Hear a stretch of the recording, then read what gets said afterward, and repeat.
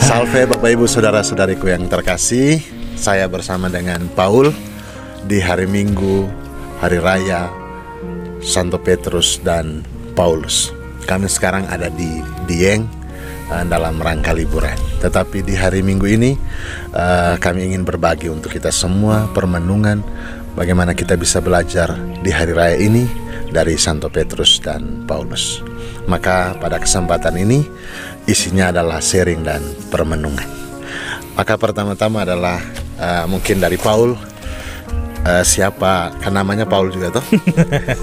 Siapa Paulus yang Paul kenal sebagai Santo Pelindung, nama dan apa yang dipelajari, apa yang diingat dari Santo Paulus? Kalau saya sebagai orang yang dikasih nama sama orang tua Paulus juga, itu di mata saya Santo Paulus itu kalau di masyarakat sekarang tuh bagaikan fans sejatinya Yesus menurut saya. Karena dia bela Yesus sekuat tenaga, nyebarkan firman Tuhan juga sampai surat-suratnya banyak gitu. Meskipun waktu di masa lalunya ya seperti yang kita tahu dia membantai pengikut-pengikut Kristus gitu. Itu habis itu saya bangga sama dia karena dia totalitas. Meskipun dia sudah di masa lalunya banyak salah, cuman di masa kemudiannya itu dia totalitas sekali untuk Yesus gitu. Itu Pastor.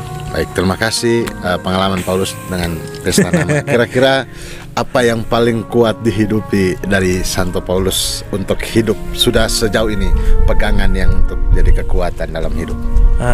Semangat dia. Semangat dia untuk menyebarkan berita tentang Yesus, memerintahkan kalau bisa seluruh dunia itu harus tahu gitu. Itu sih yang harus dan saya pun juga merasa bahwa ya semangat itu harus dikobarkan terus sampai kapanpun. Dan semangatnya dan totalitasnya itu luar biasa karena dia katakan bahkan dia menjahit layar dan lain-lain, menjual untuk kehidupannya. Jadi tidak serta-merta mencari dan meminta dari jemaat yang dia layani, tetapi dia berusaha sendiri. Maka dalam suratnya itu dia mengatakan, saya tidak pernah menyusahkan kamu. Saya hanya menginginkan supaya kamu mengenal Kristus, mencintai Kristus. Maka itu kekuatan yang patut kita syukuri, patut kita banggakan bahwa kita punya rasul yang punya masa lalu yang mungkin tidak baik, tetapi dia memwartakan dan juga totalitas tadi kesetiaannya. Dan juga ada Santo Petrus, pribadi yang orang biasa-biasa saja, seorang nelayan, tetapi nelayan yang mungkin terkenal, nelayan yang juga tangguh, sehingga dia terpilih, dipanggil oleh Yesus untuk menjadi rasul. Dan dia juga punya masa lalu di mana dia menyangkal Yesus 3 kali. Dia yang mengatakan saya yang paling depan untuk membela Yesus, tapi dialah orang yang menyangkal Yesus 3 kali. Tetapi pertanyaan Yesus kepada dia, apakah engkau mengasihi aku? Dan bahkan pertanyaan siapakah aku menurut kamu? Yang menjawab adalah Petrus, engkau adalah anak Allah yang hidup. Maka sharing Paul dan juga di hari raya ini kita bisa belajar dari 2 orang kudus ini, Petrus dan Paulus, yang punya masa lalu yang tidak baik-baik saja.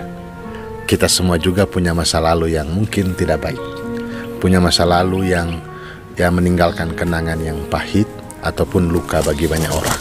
Tetapi Tuhan memakai kita, Tuhan memberikan dan mempercayakan kita rahmat-Nya untuk kita bagikan kepada orang lain dengan semangat tadi, seperti sharing Paul, totalitas dalam pelayanan.